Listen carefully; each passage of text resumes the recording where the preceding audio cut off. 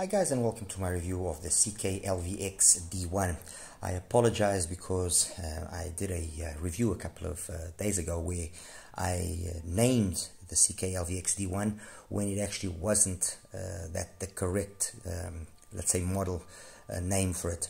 It is actually a slightly older single DD that they have, which has now been substituted by the one that I've just mentioned, the D1.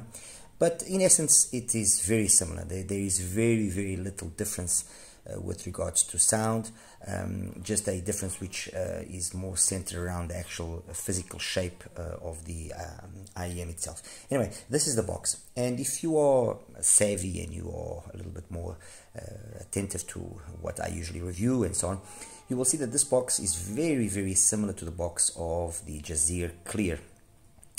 And you know, fair enough, I do have the Clear here, I have the D1, and I have the original CKLVX, which I wrongly named D1, which I believe this was called actually the PH1.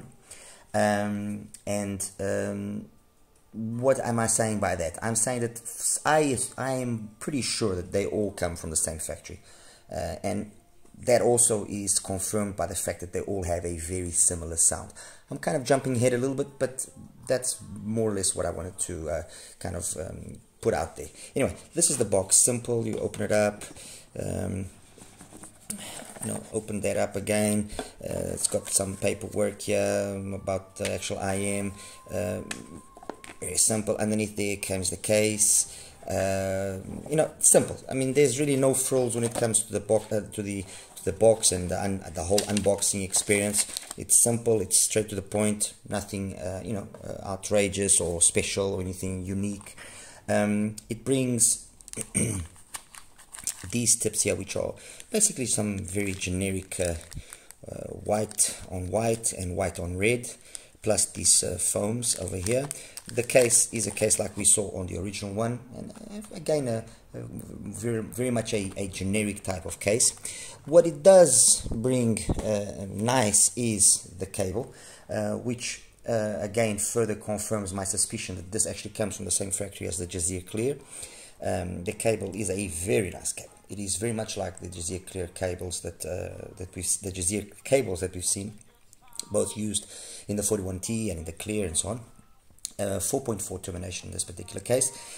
And the IEM itself is an all-resin IEM, LCP driver, 10mm. It's got the proper identification of the actual IEM on the shell. This is something that I honestly would like all manufacturers to do.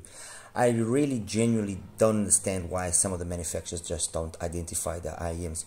Irrespective of the fact that we might be savvy enough to understand or know which that particular model is, I think it is important not only to actually identify it by putting the model number, but also putting the serial number. I think it is a way of, at least in my perception of things, of showing that you're serious about what you're doing. I mean, even I myself, when I did my own little collab, I paid attention to that detail.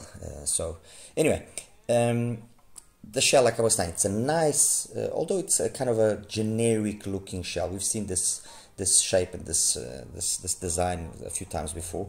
I mean, here is the Clear, the JUZEAR, and you can see the JUZEAR is just a little bit, ever so slightly larger, but significantly thicker, okay? And compared to the original PH1, let's call it that way, again, the faceplate is slightly different. The whole thickness and the rear design is also different. This has got, let's say, a more kind of almost custom IEM feel to it, okay, while this and the JUZEAR have got a more simpler design of the shell. All right, anyway, as I was saying, the actual shape of the IEM, it's fine. It's nice and small. It fits beautifully in my ears. I'm using some Penon white on green tips. These work very nicely, better than the stock filters, to be honest. Stock tips, to be honest, my apologies.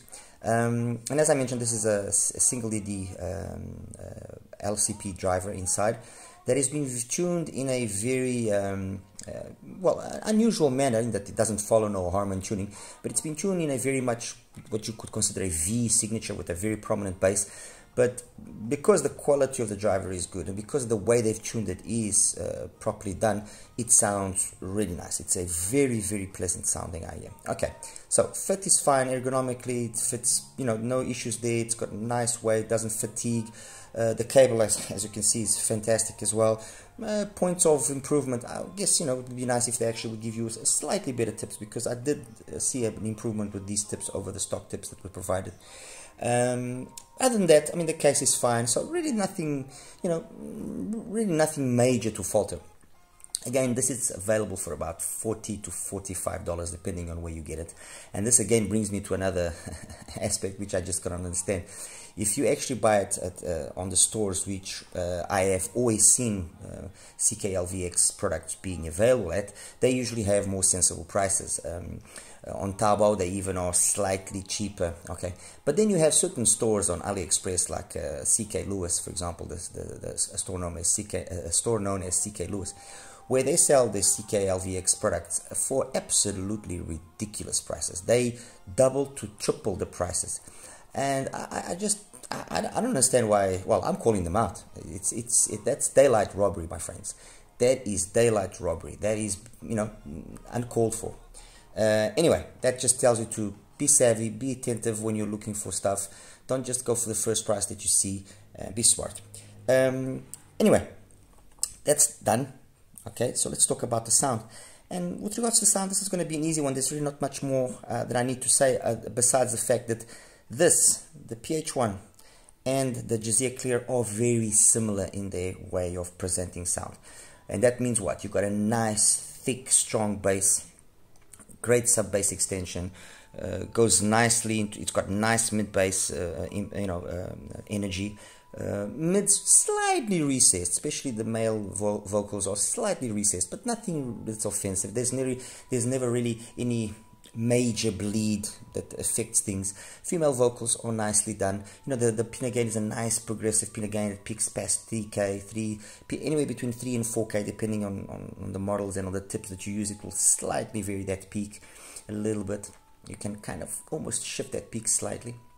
And then, you know, because it's speaking close to, let's say, or because it's got a lot of energy close to that 5K area, some of you might think, oh, this is going to be a little bit problematic. Might be, no, it's not. It actually isn't. It actually sounds fine because of all that energy you got coming from behind in terms of the bass. And then there's a slight dip, and some energy, and then some energy past 10K. But the energy past 10K is not the great aspect of these three IEMs. It's not. There's no loads of twinklies and sparkles. There's enough of it, but no loads of twinklies and sparkles. If I now compare the three of them, there is slight differences. This one will overall be the darker one. They all use LCP drivers. I'm short of actually opening them. I would very much believe that they are probably using the same driver or different iteration. It's different. Series of that same driver, because they sound way too familiar for there to be any major differences in the drivers. And then, so this is probably the darker one. This is the one that probably has a little bit more up top, and this is like the overall balanced one. Okay, mind you, when I show you the graphs, you will mean by what I've just said. These are minimal differences. Okay, there's a little bit less bass here than there is there, but you know, and a little bit extra more detail there is here than over there.